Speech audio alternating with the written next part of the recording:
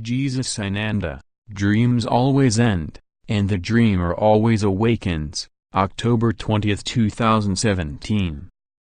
By John Smallman. Webpage, johnsmallman2, @wordpress.com. Everyone, all of humanity, is becoming aware that there is no separation, because modern physicists have proclaimed it in public many times now, but the vast majority of humanity has no idea what that really means.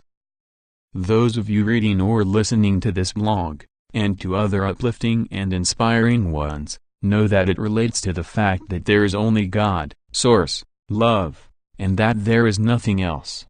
And even you have great difficulty grasping what that actually means.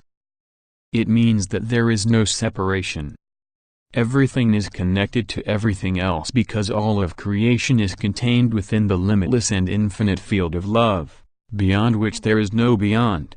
In fact, there is no escape from Father/Mother/God, from love, from Source, because all that exists is most lovingly held within that infinite field in perfect alignment with God's divine will, in eternal and everlasting joy. However, as humans, you appear to be conscious beings in form, in a universe, multiverse of myriad types of physical matter in which myriad other life forms also exist. It is indeed very confusing for you because of the limitations that your physical human forms, by your own choice, impose upon you. Those limits are very apparent in your everyday lives in numerous ways, and then every unease because life itself appears to be limited, and from that too there is no seeming escape. Fortunately, the seeming reality of all of that is utterly unreal.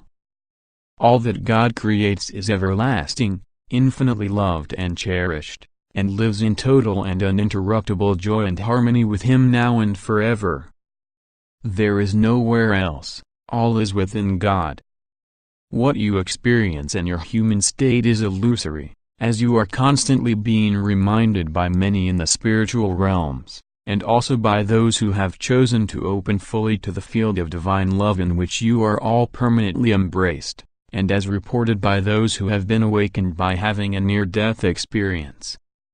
If you would but fully open your hearts to love, and return the loving embrace that God offers you in every moment of your eternal existence, you would be unable not to know and feel that love.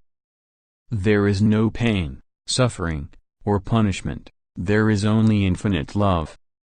You do not feel it because, when you chose to build and enter into the illusion, you chose to hide from yourselves your natural state at one with and in the presence of Father/Mother/God, the only state that exists.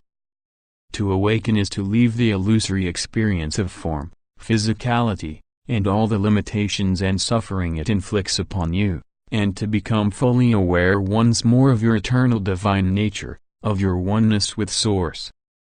Dreams always end and the dreamer always awakens.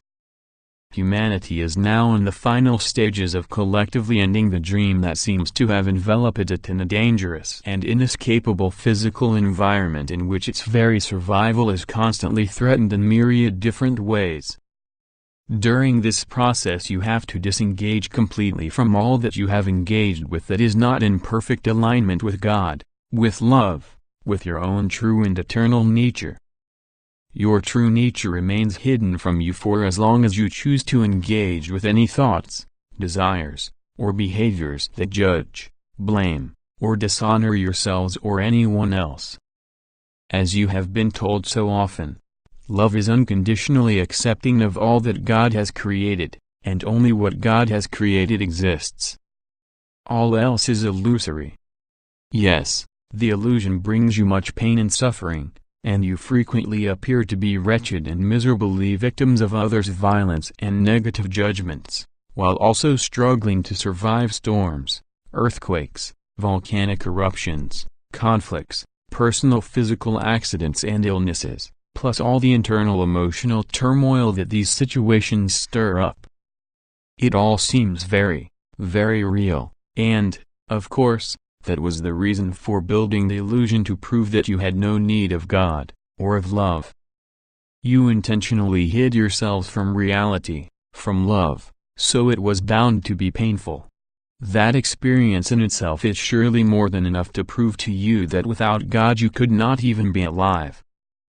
Love is who and what you are, so when you believe that you are without it, the pain is extreme and has to be buried and denied by engaging with as many distractions as you can devise.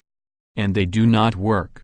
To be separated from your source, from life, and as physical beings you will all eventually die, that is inescapable, is absolutely terrifying. You are conscious beings, and to think that your consciousness will be terminated, permanently, is something that many do not even wish to think about.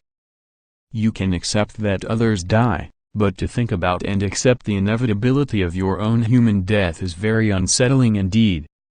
Most humans spend their lives looking for love by saying and doing things that they think will cause others to love and appreciate them, and by trying to avoid the inevitable, death. But, as you are all well aware, that just does not work. Love is your nature. Therefore the only place that you will find it is within yourselves, where it is eternally present and constantly offering itself to you. All that you need do is open your hearts to it and allow it in trance. You have all suffered so much betrayal and so many negative and shaming judgments in the illusion that you are unable, as humans, to trust either yourselves or others. You have overriding feelings of unworthiness and shame that cause you to believe that God could not love or accept you just as you are, and that therefore you must do penance and good works in order to gain His approval. However, as you have repeatedly been told, you are one with God, always. You are perfect divine creations, eternally and infinitely loved by your wise and loving Father. It is He, His love, that resides within you, because it is also you. Remember, there is no separation. That is why you are told again and again that it is essential for you to go within daily to your holy inner sanctuary and allow the love residing there to embrace you. There is absolutely no possibility of you being rejected.